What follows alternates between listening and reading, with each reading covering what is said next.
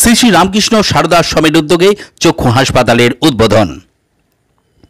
চক্ষু রোগে তো অনেকেই ভোগেন, কিন্তু উপযুক্ত চিকিৎসার সুযোগ সেরকম পান না।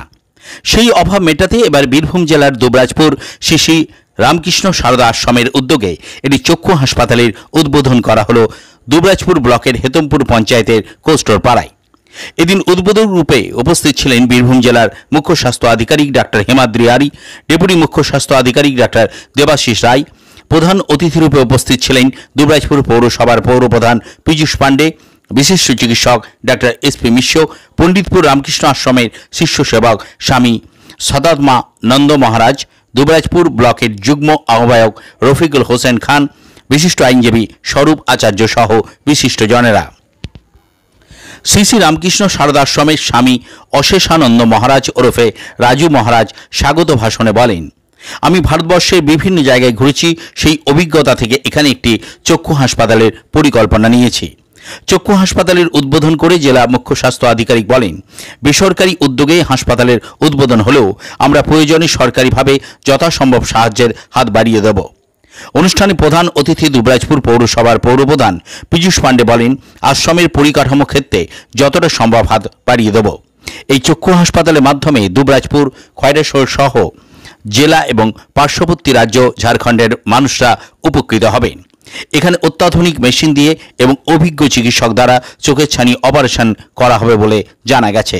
আজকে আমরা উদ্বোধন করলাম চক্ষু হাসপাতালে, কারণ আমি অনেক আশ্রম মঠ মিশন ঘুরেছি। সারা ভারতবর্ষে কন্যাকুমারী থেকে কাশ্মীর পর্যন্ত ঘুরেছি, ব্রহ্মপুত্র থেকে কাঠমান্ডু পর্যন্ত ঘুরেছি। আমি দেখেছি মানুষের অভাব, দেখছি মানুষের ট্রিটমেন্ট পায় না। সব থেকে বড় ব্যাপার স্বাস্থ্য এবং শিক্ষা। স্বাস্থ্য তো আমরা করতে পারবো না, তাই শিক্ষা নিয়ে আমরা শিক্ষাটা পারলাম না বলে স্বাস্থ্য নিয়ে যাতে মানুষের সঙ্গে মিশে যেতে পারি, মানুষের উপকার করতে পারি।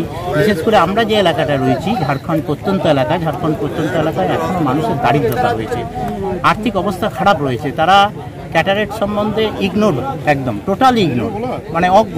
কী করলে আমাদের চোখটা অপারেশন করলে আমরা এখনও সরকারি সুযোগ সুবিধা পাবো, অনেক বেসরকারি সুযোগ সুবিধা পাবো। অনেক মঠ মিশন আছে আমাদের এই এলাকায়, অনেক মঠ মিশন আছে। সেই মঠ মিশনের দ্বারা গেলে আমরা চোখের পাবো। তো আমরা চেষ্টা করছি এই এলাকার মানুষের স্বাস্থ্য পরিষেবাটা যাতে দিতে পারি এবং সাধারণ মানুষের যাতে উপকার করতে পারি, সেই জন্য আমাদের মঠ মিশনের আজকে চলা শুরু হয়েছে। দেখি ঠাকুরের কৃপা এবং মানুষের আশীর্বাদে কিভাবে আমরা করতে পারি, সহযোগিতা করতে পারি, এটাই আমাদের মোটো।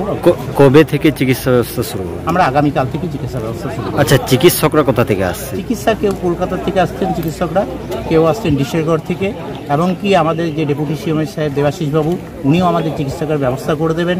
সিএমএস সাহেবও বলেছেন যাতে আউটডোরের ব্যবস্থা হয়। একটা বিপ্লব বিশ্বাস আছেন, যিনি আগে পূর্ববর্তী বিএমএস ছিলেন নাকড়াকোনা, উনি আছেন। এসপি মিশ্র সাহেব আছেন, আমাদের দিব্যেন্দু বাবু আছেন, তারপরে আমাদের ডাক্তার বিশ্বজিৎ বাবু আছেন, এনাদের সঙ্গে কথা বলেছি, সোমনাথ ধারার সঙ্গে কথা বলেছি, ওনারা সবাই বলেছে আমরা পরিষেবা দেবো। আচ্ছা, দুবরাজপুর থেকে শেখ অলি মোহাম্মদের রিপোর্ট, জনকণ্ঠ টিভি নিউজ।